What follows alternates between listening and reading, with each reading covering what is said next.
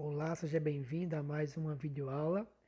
Eu sou Jordan Ferreira, nós estamos iniciando uma aula hoje sobre conjuntos numéricos, assunto da grade curricular de matemática do primeiro ano, geralmente primeiro ano do ensino médio.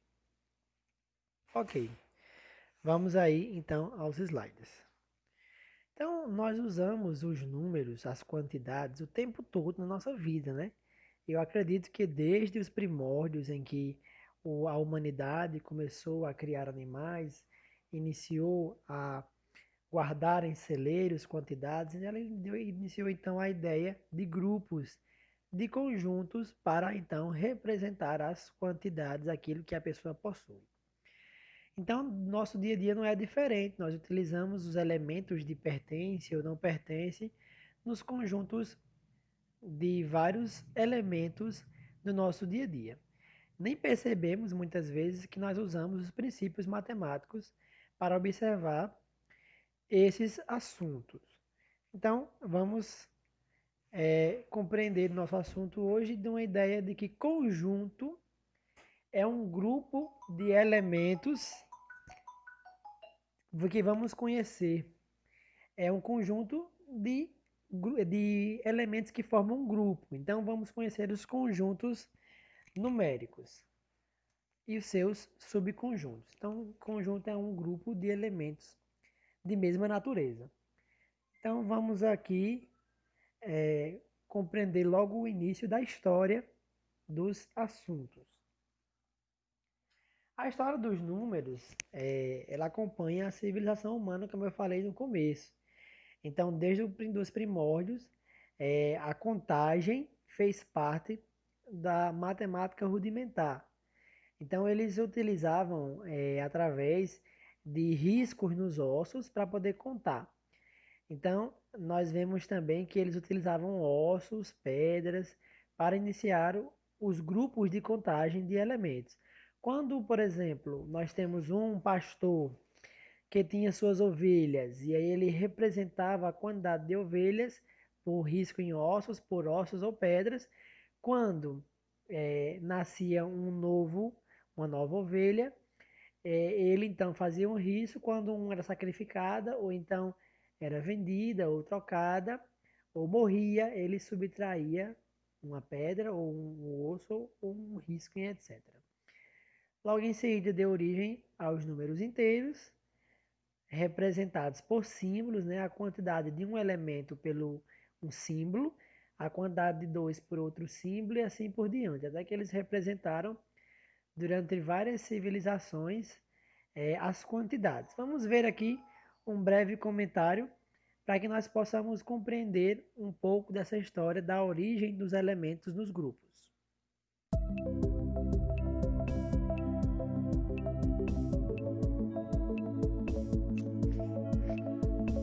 Aproximadamente 20 mil anos atrás, surgiram evidências do nascimento do número 1, ou de sua forma primitiva, como linhas curtas entalhadas no osso de Ixango, onde há 60 riscos entalhados de um lado e 60 riscos de outro. Estes entalhes em ossos possibilitam uma forma primitiva de soma e a contagem de valores. Em 4.000 anos antes de Cristo, na antiga civilização suméria, o 1 deixou de ser um risco e passou a ser representado por um objeto físico, um pequeno cone de barro. Essa representação permitiu que os sumérios pudessem, além de somar, também subtrair através do ato de retirar uma quantidade de cones de um montante.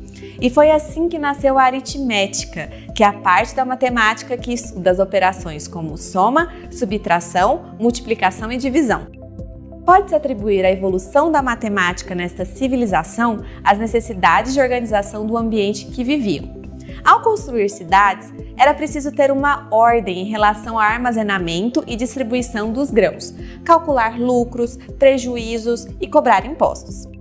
Pela necessidade de manter os registros em seus cálculos, os sumérios adotaram um sistema que consistia em fazer marcas em uma placa de barro, onde cada marca representava um cone, uma unidade.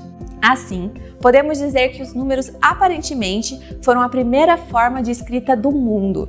Em 3.000 anos antes de Cristo, no Egito, o 1 foi acompanhado de outras representações numéricas. Havia os números da escravidão e os números da aristocracia. Os números da escravidão eram os seguintes: número 1, representado por uma linha simples, o 10, que era uma corda, e o 100, que era uma corda em espiral. Os números para aristocratas eram o 1000, uma loto, símbolo do prazer, o 10.000, um dedo indicador, e o 1.000.000, que só os faraós usavam para contar seus prisioneiros. E o símbolo era de um prisioneiro suplicando por perdão. As grandes obras egípcias fizeram com que o 1 se tornasse também uma medida. Para manter padrões, os egípcios criaram uma medida que era equivalente ao tamanho do antebraço do faraó mais a largura da palma de sua mão. Esta medida foi chamada de cúbito. A partir dela, a primeira régua foi criada e passou a ser adotada em construções e na feitura de tapetes e roupas. Durante o Império Romano, o número 1 volta a ser uma simples ferramenta de contagem. Os romanos utilizaram-se do 1 para registrar suas conquistas e calcular suas perdas em contingente militar. Os algarismos romanos impossibilitaram cálculos muito elaborados. Assim, foi preciso fazer uso da tábua de contagem e apenas o resultado final era escrito em algarismos romanos. Com a dominação dos romanos sobre o Ocidente, os algarismos romanos prevaleceram sobre a forma de comunicação durante muito tempo. Enquanto isso, na Índia, por volta de 500 depois de Cristo, a cultura, que era fortemente ligada à religião, fez com que os indianos criassem números absurdamente altos para ações relacionadas aos deuses. Os indianos desenvolveram símbolos diferentes para cada número de 1 a 9 e inventaram um número que mudou a matemática, o zero. O zero sozinho não era nada, mas quando se juntou o 0 a 1, a magia começou a acontecer. Com apenas 10 dígitos, os indianos podiam fazer números infinitamente grandes quanto infinitamente pequenos. Os romanos não conseguiam fazer isso. O 1 e o 0, junto com os outros algarismos, permitiram que a ciência indiana avançasse. Astrônomos indianos estavam séculos à frente dos cristãos. Cientistas indianos concluíram que a Terra gira em torno do seu próprio eixo e que se move ao redor do Sol, algo que na Europa Copérnico só descobriria 1000 anos mais tarde. Também calcularam o diâmetro da Terra e eles erraram por menos de 1% do valor real. Tudo isso foi possível por causa do 1, do 0 e dos outros algarismos. Então nós vemos aí um vídeo gratuito da Universidade de Goiás, que fala sobre justamente um pouquinho da história dos números, para que nós possamos compreender as quantidades. Então, para falar de conjunto numérico, devemos se definir os números e o conjunto desses números. Então, nós vamos estudar o conjunto dos números naturais, que é representado pelo N barrazinha, tá vendo? Vocês podem observar aí que nós temos uma barrazinha aqui que acompanha os números naturais. O conjunto dos números inteiros, que é representado pela letra Z, com uma barra também. O conjunto dos números racionais, que também é representado pelo Q, com uma barra também. O conjunto dos números irracionais e, finalmente, o que junta todos os conjuntos, o conjunto dos números reais. Então, nós vemos aqui os naturais, é um conjunto de números que está contido, que está dentro dos números inteiros, que por sua vez está contido, está dentro dos números racionais, que além deles, eles têm os números irracionais, que não fazem parte deste conjunto, mas que está contido no conjunto dos números reais. Então aí nós vamos compreender as relações de pertencimento e contido. Contido é uma relação de conjunto para conjunto. E pertence é uma relação de elemento para conjunto. Então, Se nós vamos definir os números naturais como os números inteiros positivos, ou então pelos números de 1 em infinito positivo, nós então definimos os naturais. Nós podemos dizer que o 1 pertence, o ezinho de pertence, ó, podemos dizer que o 1 pertence aos números naturais. O 1 também pertence aos números inteiros, que por sua vez também pertence aos números racionais, não pertence, o 1 ele não vai pertencer aos números irracionais e pertence aos números reais. Então você veja, os naturais estão contidos nos inteiros, os inteiros estão contidos nos racionais e estão contidos nos reais. Muito bem, então vamos aí definir aí os números naturais. O conjunto dos números naturais é constituído pelos algarismos de 0 até os seus sucessores infinitos, sendo representados pela letra N, né? Então você pode, dentro da notação, representar aí N e os números naturais, tudo bem? Você também pode utilizar-se por colocar um, uma estrela, um asterisco, como é comum a nomenclatura, para identificar que esse conjunto não possui o zero. Então, ele sem a estrelinha, ele possui o zero, e com a estrelinha ele não possui o zero. Então, esses símbolos, como mostrado anteriormente, eles representam as quantidades. Então, são conjuntos de números, e eles são infinitos, ou seja, não possuem fim. Ok, vamos agora aos números inteiros. Os números inteiros, eles são utilizados justamente para identificar a mudança de temperatura, são utilizados para a mudança de graus.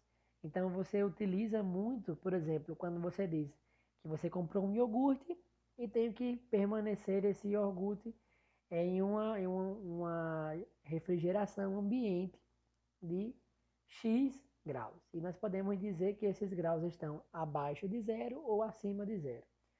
Quando dizemos que ele está abaixo de zero, nós começamos então a atribuir a escala negativa dos números. Nós temos menos 1, menos 2, menos 3, menos 4, menos 5 e aí por diante infinitamente, crescendo na escala numérica. Então, nós temos os inteiros formados pelos números positivos maiores do que zero e os números negativos menores do que zero, dentro do conjunto dos números inteiros. Então, quando nós utilizamos dentro da álgebra, né, da aritmética, para fazer os cálculos com os números inteiros, nós utilizamos as regras de sinais, relembrando o ensino fundamental, em que quando nós usamos na soma ou na subtração, na adição ou na subtração, nós temos sinais iguais, soma e conserva o sinal, né, ó, mais e mais, menos e menos, menos, soma e conserva o sinal. E sinais diferentes, nós subtraímos os números e conservamos o sinal do número maior. Ok? Então, só para nós relembrarmos um pouco das regras de sinais e o jogo de sinal também, que nós utilizamos nas multiplicações e divisões. Né? Sinais iguais é positivo, né? Ó, mais por mais dá mais, menos por menos dá mais, e sinais diferentes, sinal negativo. Lembrando que esta regra aqui se refere à adição e subtração e este jogo de sinal se refere à multiplicação e divisão. Então vamos aí, dentro dos conjuntos dos inteiros e naturais, nós temos os conjuntos racionais ou dízimas periódicas. Esse nome racionais, pessoal, se refere a um número que nós podemos escrever sob uma razão. Ó. Nós temos, por exemplo, que um número que é menor do que 1 e maior do que menos 2, que é o 3 dividido por 2, ou 3 razão 2, ou 3 sobre 2, ou 3 meios. Olha que interessante. Várias nomenclaturas para o mesmo termo. Então, nós vemos que esses são números inteiros que nós escrevemos sobre a forma de razão, uma divisão. Por isso, nós podemos dizer, por exemplo, 1 meio, e nós escrevemos um número sobre o outro. Como ele é uma divisão, nós podemos então dividir 1 para 2, utilizando a vírgula. Olha então, ela é uma dízima, porque é um número fracionário, é um número que você pode dividir pela vírgula. Então, se eu vou dividir 1 para 2, aqui não posso, eu vou colocar aqui um zero, zero feio, mas é assim mesmo. Nós vamos colocar o zero aqui e uma vírgula. Então, 10 dividido para 2, nós temos 5. Então, criamos aí, geramos o número 0,5 ou 5 décimos. Por que 5 décimos, professor? Porque nós podemos escrever também a forma de fração. Ó. Colocamos o 5, a racionalização, deixa eu trocar aqui a cor da caneta. E aí nós temos apenas uma casa após a vírgula, então eu vou colocar um 0 e o 10. Então nós temos 5 sobre 10 ou 5 décimos, simplificando isso aqui por 5, simplificando isso aqui por 5, nós vamos ter 5 dividido para 5, 1, 10 dividido para 5, 2, portanto, nós voltamos ao que nós tínhamos, que era o meio. Um meio é equivalente, é igual a 0,5, que por sua vez é igual a 5 sobre 10, ou 5 décimos. Simplificando, nós temos um meio. Então, nós vemos aí que interessante a equivalência. Nós utilizamos os números racionais quando nós temos um número menor do que o habitual e nós utilizamos para dividir as partes de um número inteiro. Por exemplo, se vamos a um restaurante e pedimos uma pizza geralmente ela é dividida pelo tamanho. Se for pizza grande, ela divide em 8 fatias. Então nós temos 8 partes de um inteiro. Dividimos uma pizza em 8 partes iguais, ou seja, dividimos em várias partes de 8. Então, se temos uma parte das 8, nós temos um oitavo. Somando um oitavo com um oitavo, assim por diante, nós vamos ter 8 oitavos ou um inteiro. Então, por isso, nós utilizamos as frações para utilizar as partes de inteiro que foram divididas. Observando, então, essa escala numérica, nós temos os números inteiros de 0 a 1 positivo, de 0 a menos 1 negativo, e dentro deles nós temos os números racionais ou dízimas periódicas. Por que são dízimas periódicas? Porque elas são finitas. Vou colocar aqui o símbolo do F para identificar que elas são finitas, têm fim. E elas são representadas, aliás, elas podem ser também infinitas, mas sempre poderão ser representadas em formas de fração. Por exemplo, se nós temos uma infinita, que é o caso de 0,333 e assim por diante. Nós vamos ter uma dízima periódica, porque ela é um número fracionário, um número decimal, que se permuta infinitamente, ó, mas que ela pode ser representada como uma fração. Se nós encerrarmos em 3 casos após a vírgula, nós poderemos representar 30, aliás, 3, 3, 3. Como eu andei 3 casas após a vírgula, eu vou colocar 3 zeros.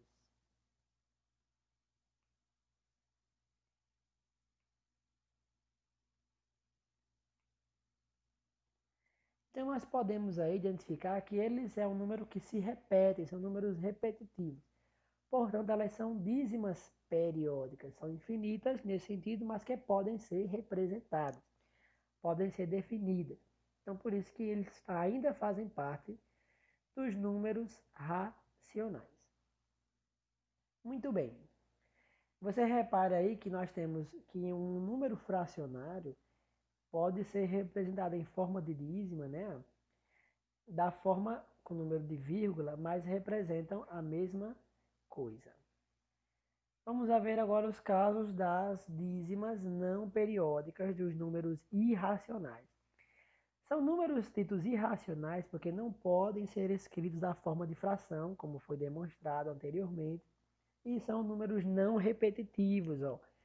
Nós vemos, por exemplo, a letra π, né, o número π, que é aproximadamente, esse símbolo aqui se refere a aproximadamente 3,141593, e aí por diante. Vou colocar aqui o reticências para indicar que ela continua, um número infinito. Então, é uma aproximação do valor de π.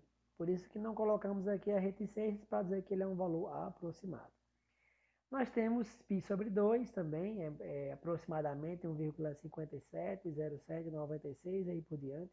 Um radiano, representado em graus, nós temos aproximadamente 57,29, assim por diante. Nós temos um grau em radiano, a enésima ao quadrado, 1 sobre a enésima elevado a π, logaritmo de 2, logaritmo de enésima, e aí por diante, ó, logaritmo ao quadrado, logaritmo ao cubo, e aí iota, e aí por diante, seguindo infinitamente. Então você repare aí que são números não repetitivos, são dízimas não periódicas, que não podem ser representadas em formas de fração. E aí nós vemos aí uma chargezinha de humor que diz: nunca tente discutir com um número irracional. Então vamos então englobar, unir todos os conjuntos dos números nos números reais. Então os números reais é o conjunto dos números representados pela letra R, que é a união dos racionais, dos irracionais, dos inteiros e naturais. Então, mais uma vez, aí o elemento dos conjuntos. Ó. Lembrando que a letrinha de contido, que contido nós usamos para relações de conjuntos. E pertence, nós utilizamos para elementos, para com conjuntos, né? Então, nós temos contido e não contido, e pertence e não pertence.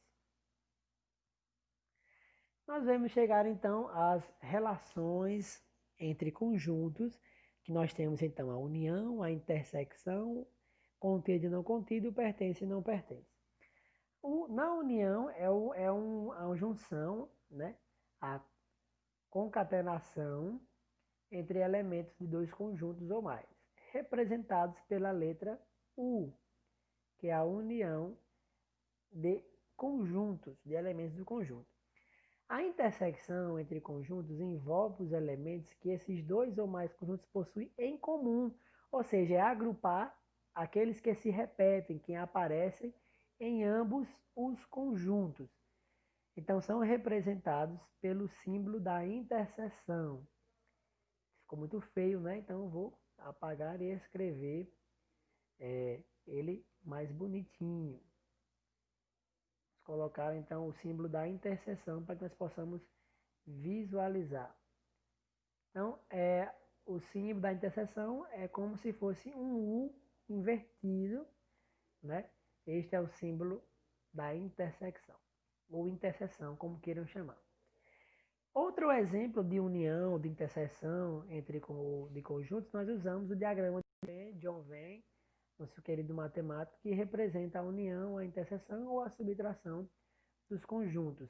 O diagrama de Venn, nós utilizamos um círculo para representar os elementos de um conjunto qualquer. Nós podemos chamar de conjunto A, B e aí por diante. Nós podemos então definir o outro conjunto, conjunto B. Então nós vemos aí que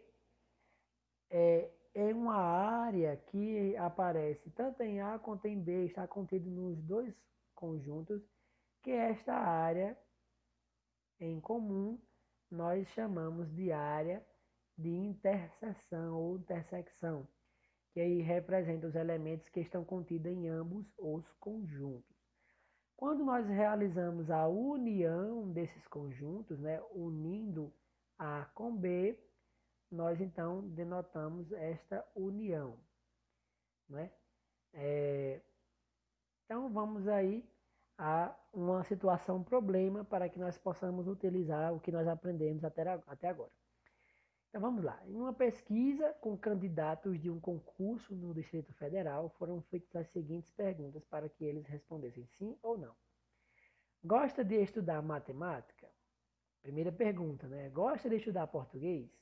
Então, entre os candidatos entrevistados, 220 candidatos responderam sim à primeira pergunta, 200 responderam sim à segunda, 75 responderam sim a ambas e 90 responderam que não gostam de estudar nenhuma das matérias.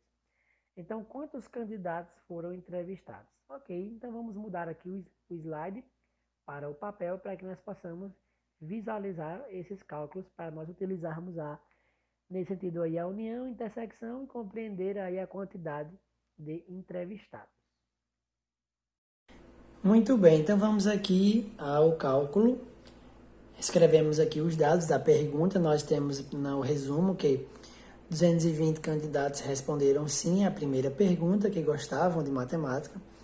200 responderam sim à segunda, que gostavam de português. 75 responderam sim a ambas as perguntas, gostavam de português e matemática. E 90 responderam que não gostavam de nenhuma delas, não gostavam de ambas.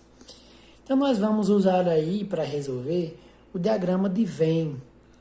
Diagrama de Venn, em que nós vamos dizer que o grupo conjunto A se refere aos que responderam sim a português, o conjunto B, dos que se responderam sim ao conjunto, a segunda pergunta, aliás, desculpem, e nós temos aqui que 75 escreveram para ambas, então vai ser a nossa intersecção.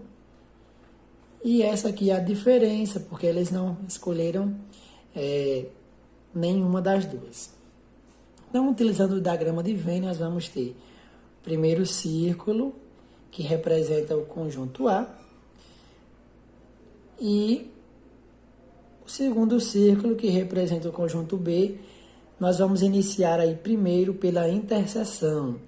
Nós vimos que 75 candidatos responderam sim para A e sim para B. Então, ele vai ocupar a intersecção. Então, 220 responderam sim à primeira pergunta. Então, já temos aqui 75, que forma todo o conjunto A. Então, se nós temos 220 menos 75, que nós já escrevemos aqui, nós vamos ter, então, 145, que responderam apenas sim para A. 75 responderam para ambas e 145 responderam apenas à primeira pergunta, apenas ao grupo A.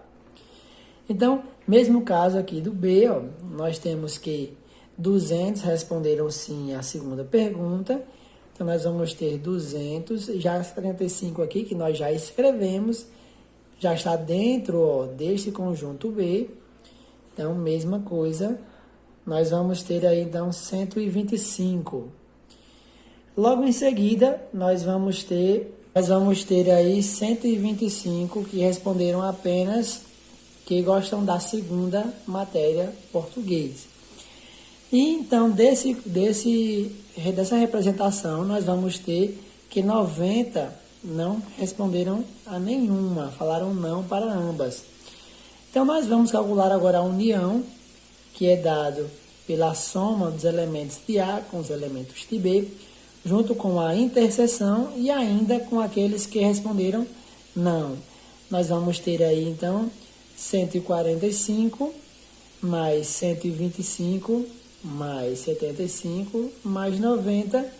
Realizando o cálculo da soma, nós vamos encontrar aí 435 pessoas ou candidatos que participaram da pesquisa. Então, chegamos ao nosso resultado. Utilizando o diagrama de Venn, nós temos aí a representação que fica mais fácil o cálculo para nós então chegarmos à nossa resposta, que é 435 candidatos.